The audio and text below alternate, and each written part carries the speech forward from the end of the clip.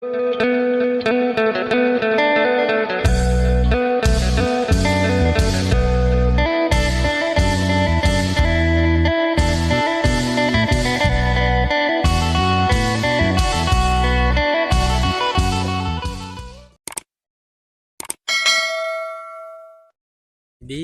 สบายดีและสวัสดีพ่อแม่พี่น้องFCกันมือสู่สุคน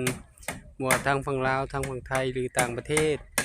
ยินดีต้อนรับเข้าสู่ช่องบ่าวจำมั่มอีกแล้วแล้ววันทีเรียบร้อยสบายดีสาวล่ะสบายดีบ่าวสมบัติหาก็เลิกงานเนาะ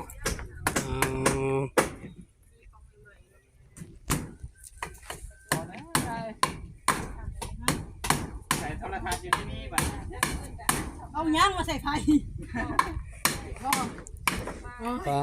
ไข่กับใกล้ๆเนี่ยตัวนี้ใส่ตัวละเท่าไหร่เพื่อน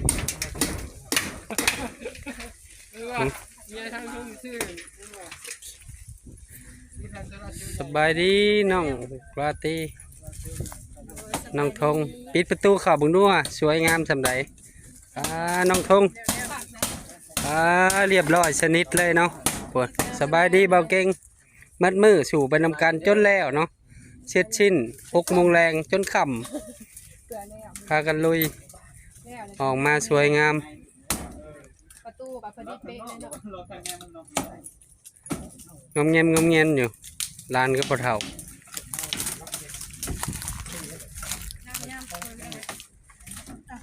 อย่างคนมาลอยปิดมึงด้วยพะเท่าปิดมึงด้วยพะเนี่ยคันมีหูสร้างใส่หูสร้างนะพะเท่าเนาะนี่โอ้ยขักพอดีบากใส่หูสร้างกับพอดีเกาะใส่เลยใส่หูสร้างใส่หูหนกเสร็จเป็นทีเรียบร้อยพ่อแม่พี่น้องช่วยกันหลายคนจนแล้วมืดมืดเท่าคำเนาะ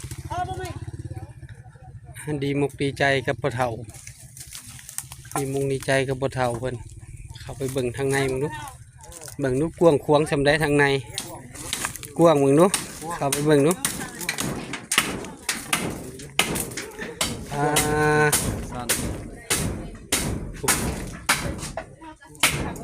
คักเนาะบ่าวสมบัติเนาะกวางเนาะอย่าขันห้องนอนก็ได้หรือว่าเห็ดโล่งก็ได้อย่าผ่ากั้งก็ได้อันนี้ก็เห็ดบันไดลง3 ขัน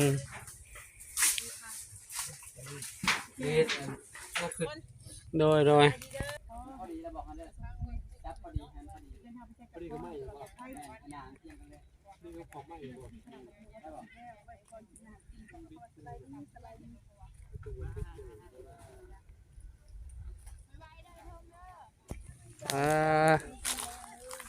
วมัดบันหนาวเลยบันนี้แรงมาเนาะพ่อเฒ่าเนาะโอ้ฮะนุ่งเสื้อบ่บันนี้พูดไม่เท่า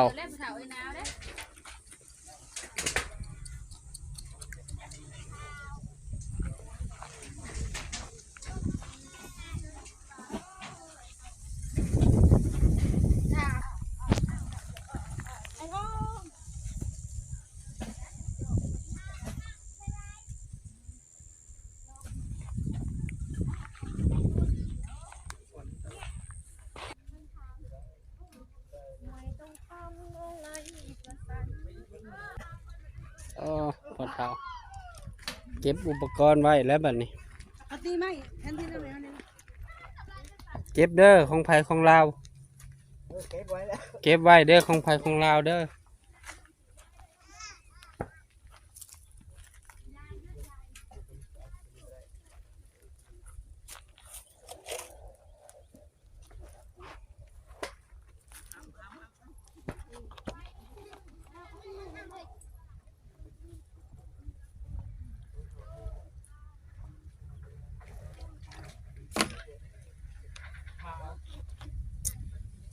ทางไปกับแฟน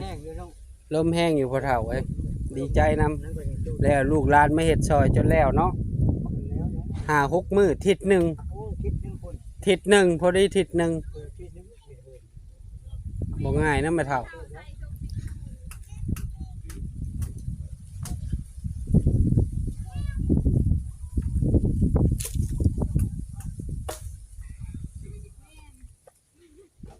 คือว่า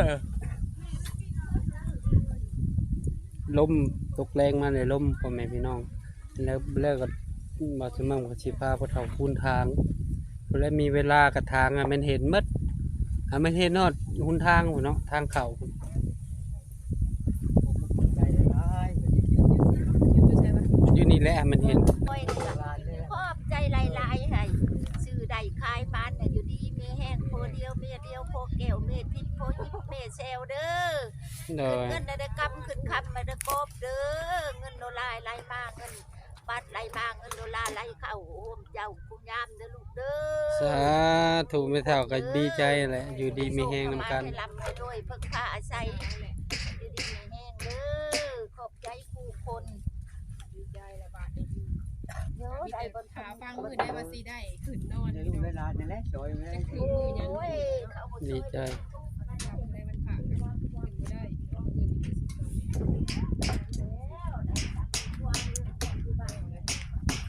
คอยอยู่บ้านบ่ได้ทำเด้อ ดีใจเนาะพ่อเฒ่าเนาะโอ้ ไล่ชมพาไม่เห็นไล่ ดีใจดีใจ หันก็โยกเลย กันแล้วสิได้เตรียมโตวกลับแม่นบ่น้องแหล่หรือว่านอนเป็นหมู่ไม่เท่าบ่ น้องชาได้กลับเลยบ่ ย่างเด็กแหละ เด็กเพิ่นน้องชา เอาสายเด็กอยู่แล้วโอ้ยคือว่าฐานใหม่เบิ่นะเราหนี เปลี่ยนใหม่โอ้ดังไฟพิงดีกว่าโอ้ย ว่าเป็นสลัดพยายามบ่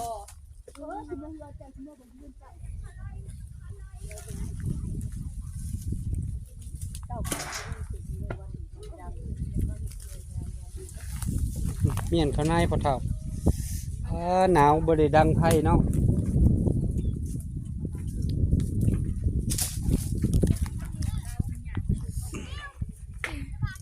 จะมั่มก็เป็นกาอีก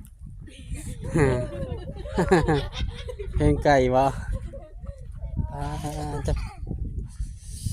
หนึ่งเข่าบ่ไม่เท่า นึ่งข้าว หนาวเนาะ เออ หนึ่งเข่าอ้าวผู้นั้นมามือได้น่ะ มาบ่ดีได้เอง มามือนี้ ภาคมันนำรถ มากระไผ ภาครถไอ้ชา โอ้ผากน้ำรถไทยบ้านเดียวกัน ภาคแล้วผู้เขาลืมมาส่งจะเขาหลบเมื่อเขาจะได้ส่งนะ โอ้ยตากระบะสบายดีลูกสบายดี ไปดี โอ้ลูกกกของสาวน้อยเนาะสบายดีสาวน้อย นั่งดีๆแม่ ผมผู้เดียวเลยบ่ โดย ป้าไผกันยากเนาะอยากซอยอยู่ พวกเอง ผมเองจักยากลูกพอดี ญาติ นั่นล่ะมาจะซื้อหยังก็ลูก กำ ซื้อกำเฮียนอยู่ห้องใดลูก ห้องปัวซี่ ปอซี่โอ้ผู้ไทยปอซี่คือแม่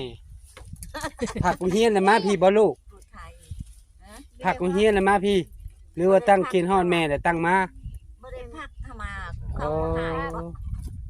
เดี๋ยวมาเอาหนองนี่แหละว่าแต่น้องก็เมื่อน่ะมา โดย จุดทานจุดยัง อื ได้เงินได้ ม คำ สาวน้อยได้กินข้าวกับหยังบัดนี้ได้หยังให้ลูกกิน ต้มมีนะคะ ต้มมี่โอ้ยกินแต่หมี่ โอ้ยหาก็กินหมี่กัน กินหมี่กับไข่ เร็วนะคะก็กินเลย พ่น สบายดีก่อนสบายดีก่อน สบายดีไว้เลย สบาย ส ดี บายดีถูยาก่อนเนาะ สบายดี ถูยา เร็ว ถูยา สบายดี ได้กินนมแล้วมื้อหน้าถูยาเด้อ สบายดี พูดไม่เท่ามันช่วยเขา ๆช่วยข้าวเลยได้หนึ่งข้าวเดียวสุกไว้สุกไว้มาแล้วค่อย เอ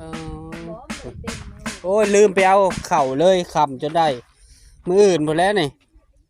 ได้เด็กจักให้เออ โดย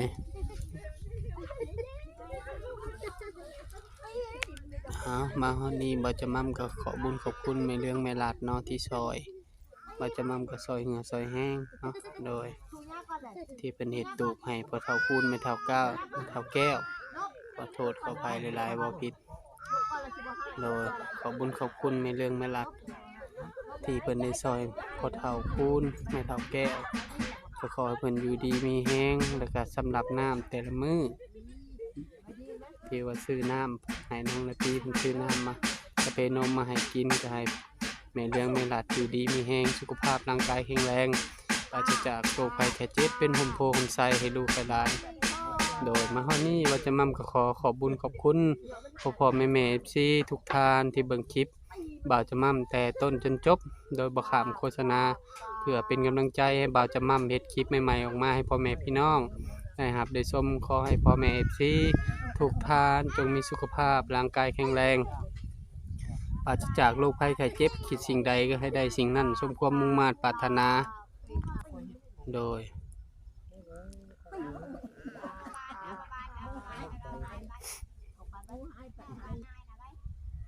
คลิปนี้บาจะมั่มก็สิขอตัวลาพ่อแม่พี่น้องไปก่อนเจอกันคลิปหน้าเด้อพ่อแม่พี่น้องอยู่ดีมีแฮงหมดทุกท่านเนาะอากาศหนาวมืดมือก็ลืมไปเอาเข่าเลยขับมืออื่นเพราะแหละบาจะมั่มไปซีเข่าก็เลยคำแล้วก็เลยบ่ได้ไปเอาโดยคนพ่อเฒ่าคูณเพิ่นดังไพ่พิงดีมุกดีใจนำพ่อเฒ่า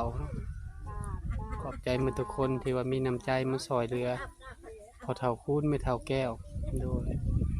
น้องๆเขาก็เต็มที่เนาะอยากให้งานออกมาดีแล้วอยู่ดีไม่แห้งเหมือนทุกคน